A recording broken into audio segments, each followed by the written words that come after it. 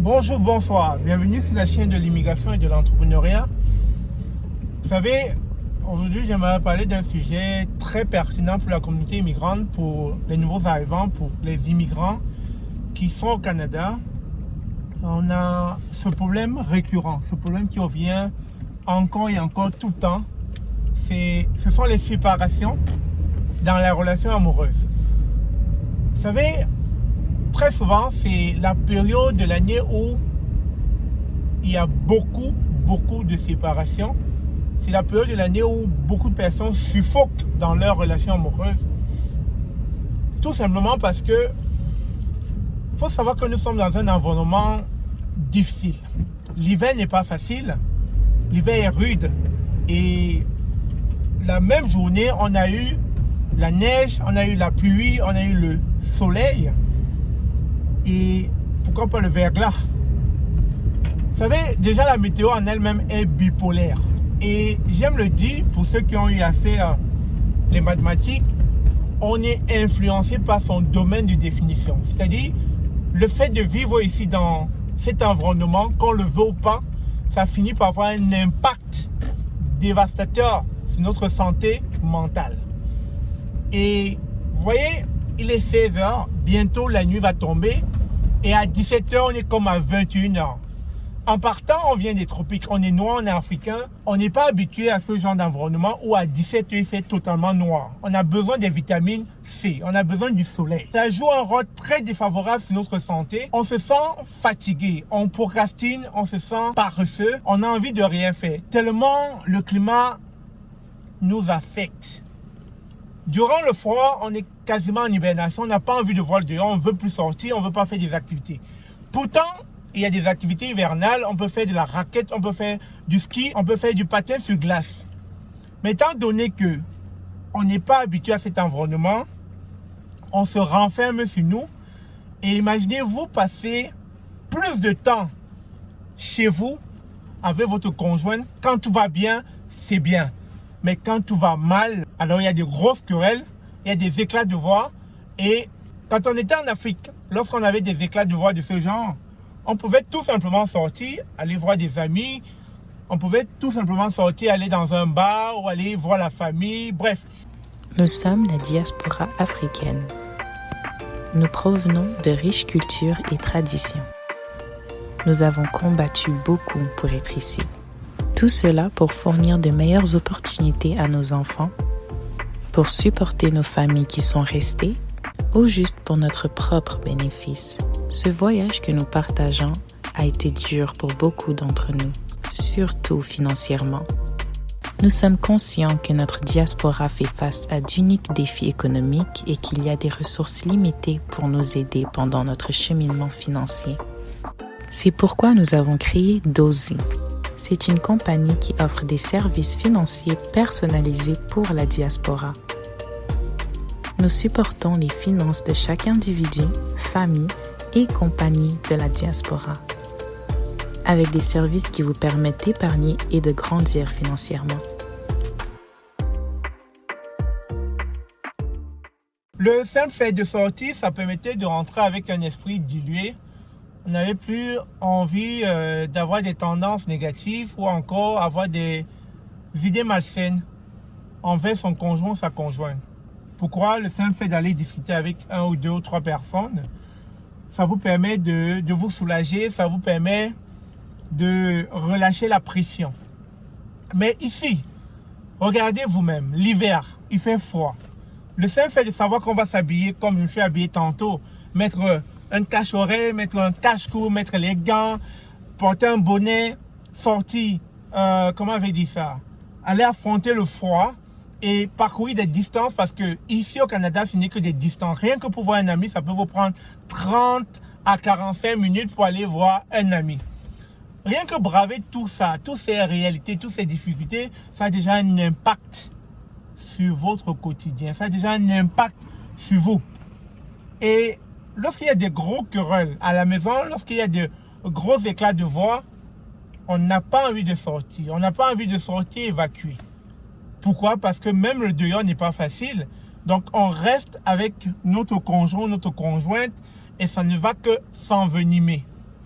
La preuve, les statistiques l'ont montré, durant la pandémie, il y a eu beaucoup de séparations, il y a eu beaucoup de violences conjugales, tout simplement parce que les gens étaient en prison chez eux. Comme motif, on ne pouvait pas sortir à cause des règles gouvernementales, il fallait rester chez soi. Et donc, durant la pandémie, on a vu beaucoup de violences conjugales, on a vu beaucoup de couples se déchirer. Parce que, tout simplement, ils étaient au même endroit tout le temps.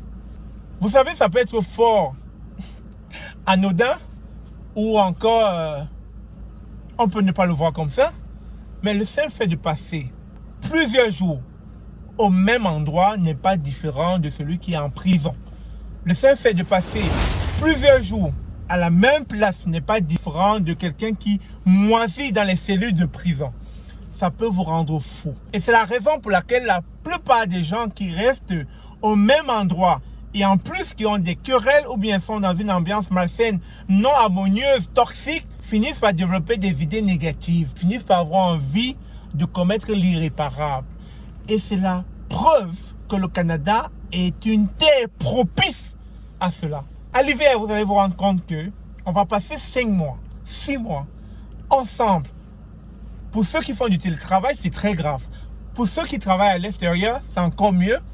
Mais n'en demeure moins, c'est le travail maison. Et à force de rester quotidiennement au même endroit, sans développer des activités, sortir, vous amuser avec des amis, ou encore aller dans un bar, ou aller en club, bref, ou aller rencontrer un ami, vous allez être condamné à rester sur place lorsque vous serez dans des bons moments, comme dans des mauvais moments.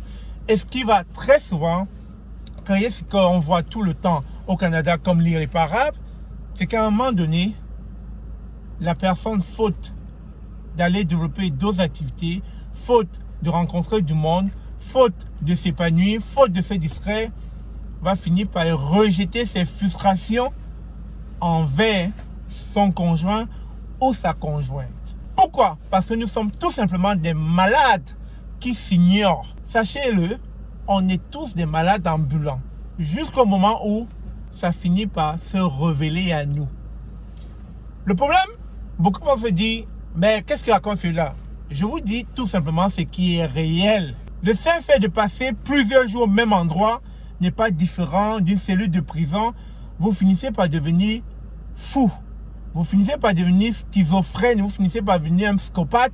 Vous finissez par devenir comme mentalement perdu. Pourquoi? Tout simplement parce que vous manquez de sociabiliser.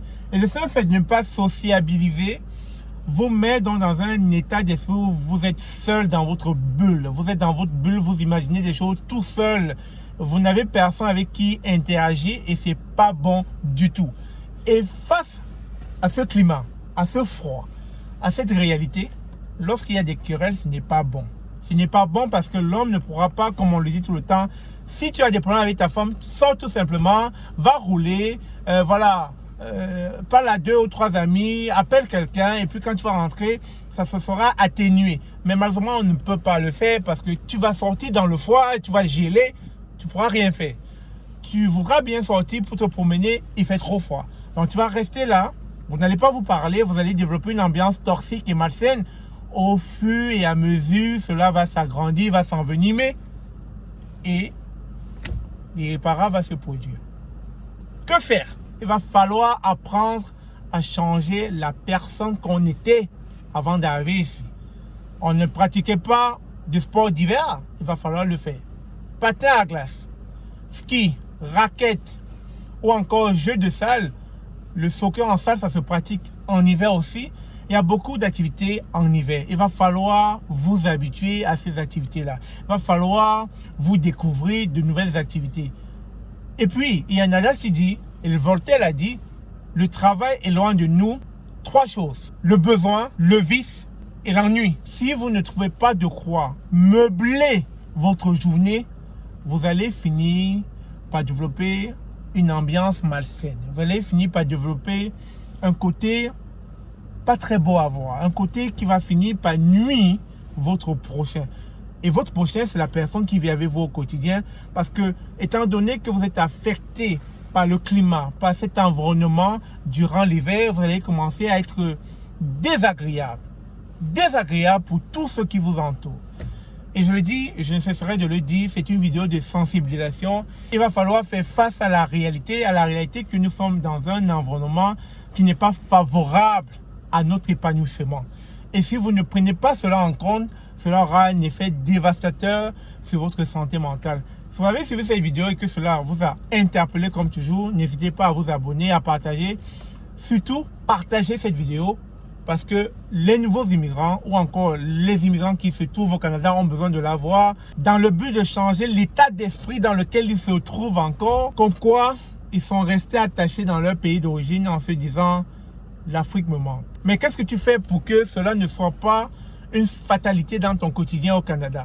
L'Afrique te manque, mais nous ne sommes plus en Afrique, nous sommes au Canada.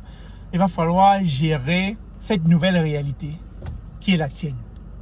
Sur ce, on se dit à très bientôt, je vous aime.